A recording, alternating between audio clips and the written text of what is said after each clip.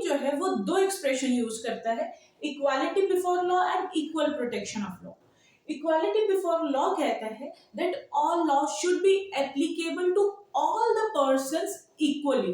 It means जो ordinary law of land है वो डिस्क्रिमिनेट नहीं करेगा between the people on any ground, irrespective of the status or the class to which a person belongs। तो हर person जो है वो लॉ की नजरों में इक्वल है और जो लॉज है वो उन पर इक्वली एप्लीकेबल होंगे।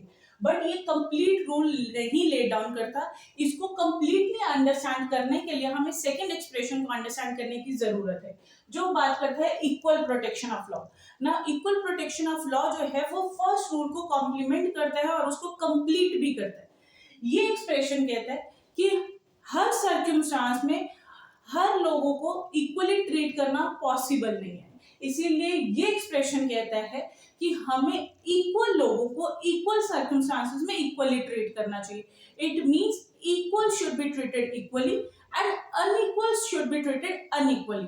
इट मींस अगर कोई अनइक्वल है, अगर हम उस पर सेम लॉ अप्लाई कर दें, in that case it will do more injustice than justice. इसीलिए अगर कोई गरीब है और अमीर है, दोनों को ही हम सेम लेवल पे ट्रीट करें, in that case it will do more injustice to the poor people as compare to the rich people. तो यहाँ पे हमें सेम सर्कमस्टांसेस में एग्जिस्ट करने वाले लोगों पर ही सेम लॉ अप्लाई करना चाहिए।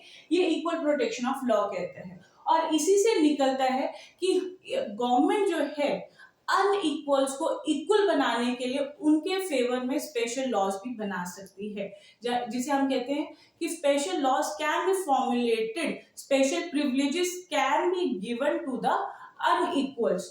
ये जो है ये इक्वल प्रोटेक्शन ऑफ लॉ से ही फ्लो डाउन होता है। नाउ इक्वालिटी बिफोर लॉ जो है वो स्पेशल प्रिविलेजेस को प्रोहिबिट करती है, इसीलिए ये नेगेटिव कॉन्सेप्ट कहा जाता है। Whereas equal protection of law जो है वो पॉजिटिव लॉ कॉन्सेप्ट कहा जाता है, बिकॉज वो अलाउ करता है टू मेक और to give special privileges to the unequal people. तो यहाँ पे वो स्पेशल प्रिविलेजेस का स्कोप है, इसीलिए इसे पॉजिटिव कॉन्सेप्ट कहा जाता है।